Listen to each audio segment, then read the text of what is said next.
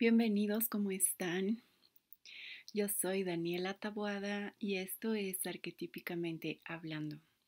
En el episodio de hoy vamos a conversar sobre Artemisa, la diosa de la luna y de la caza.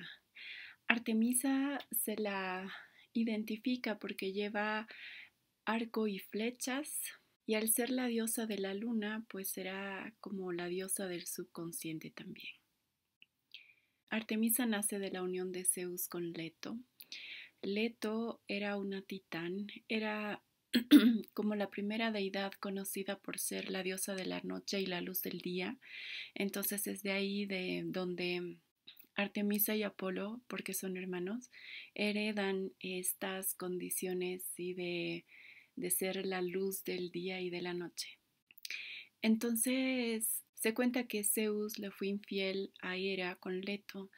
Cuando Hera se entera de que Leto estaba embarazada, entonces la maldice y no quería que ella tuviese sus hijos en tierra firme.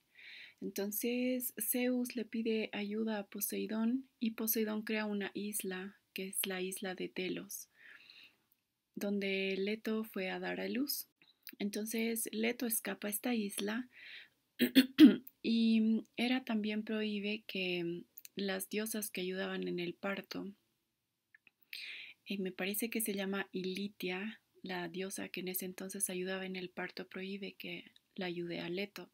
Entonces, Leto sufrió durante 9 días esos dolores fuertes del parto, hasta que los dioses se apiadan y permiten que nazca Artemisa. Y Artemisa apenas nació, ayudó a su madre a que naciese Apolo.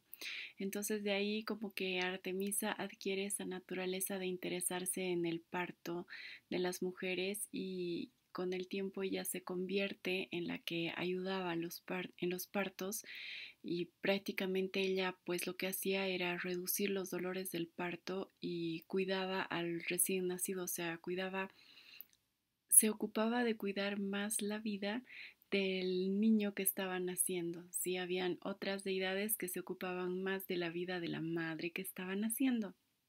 Y cuando Artemisa tuvo 3 años, entonces ella le pidió a su madre, a Leto, que su padre Zeus le concediese 9 deseos.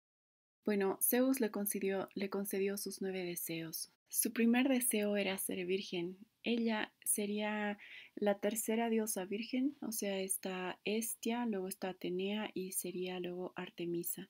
Las tres diosas que no necesitaban de una pareja y que se sentían completas en sí mismas, ¿sí? O sea, que mantenían su ser, o sea, su manera de ser, su personalidad, sus intereses intactos. Entonces, Artemisa también forma parte de ese grupo, ¿no? Entonces, se las considera como las diosas vírgenes.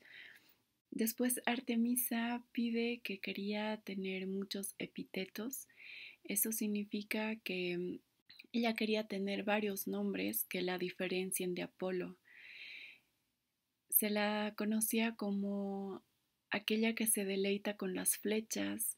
Se la conocía también en Roma como Diana, que significa la que trae la luz en la noche. Entonces, ella es conocida pues por muchos nombres y esto también acentúa esa naturaleza lunar de la diosa, sí, porque pues la luna siempre igual está en cambios y Artemisa también se sentía quizás de esa forma. Después Artemisa pide tener arco y flechas porque quería cazar, a ella le gustaba la caza, entonces sus arcos y sus flechas en algunas versiones los pidieron a los cíclopes que también se encargaban de hacer los rayos de Zeus y en otras versiones se los pidieron a su hermano Hefesto y pues ella llevaba arco y flechas de oro en algunas versiones, en otras versiones de plata, porque pues obviamente la luna está asociada con la plata y el sol está asociada con el oro. Entonces, en algunas versiones Artemisa llevaba arco y flechas de plata y junto con su hermano Apolo que llevaba el arco y las flechas de oro. También ella pide llevar una túnica hasta las rodillas. Esto me parece tan interesante como un interés de una diosa, ¿sí? Porque obviamente en ese entonces los vestidos eran todos largos, ¿no? Los vestidos femeninos. Y como Artemisa necesitaba correr y cazar, entonces pide permiso de utilizar estas túnicas cortas. También ella pide 60 oceánides para su coro, que serían como las doncellas del mar. Entonces ellas le acompañaban, ¿sí? Rodeándola de lindas melodías en su día a día. Después, no estoy segura si son 20 o 30 amnisiades que le ayudaban a cuidar su arco y su flecha y sus perros de caza. Y lo entenderíamos como si fueran sus sirvientas, pero Artemisa más bien las trataba como si fuesen sus hijas, ¿sí? Las cuidaba como si fuesen sus hijas. Después Artemisa pide ella pide reinar en las montañas porque a ella le interesaba vivir en la naturaleza, tenía como mucho apego y amor a la naturaleza, entonces em, pide reinar en las montañas y en algunas versiones ella pide que no quería ninguna ciudad a su cargo. Sin embargo, en otras versiones está que Zeus le regala 36 ciudades, ¿sí? Después, Artemisa pide ayudar en los partos. Ella se convierte como la nueva diosa, sí, la nueva deidad que ayudaba en los partos, así como lo hemos explicado, ella se encargaba de proteger al niño que estaba naciendo. Y pues esos serían como los 9 deseos y que Zeus se los cumple. Otro aspecto muy bonito que me gustaría resaltar es el hecho de que Artemisa, cuando pide sus 9 deseos a sus 3 años, lo hace desde su naturaleza niña y desde su naturaleza más adulta, ¿sí? Por ejemplo, el decir que quiere permanecer siempre virgen es un aspecto bastante maduro de su parte, pero el hecho de querer, por ejemplo, túnica hasta las rodillas para poder cazar o querer tener muchos nombres que la diferencien de Apolo son aspectos como más niños, ¿no? Más juguetones de parte de ella.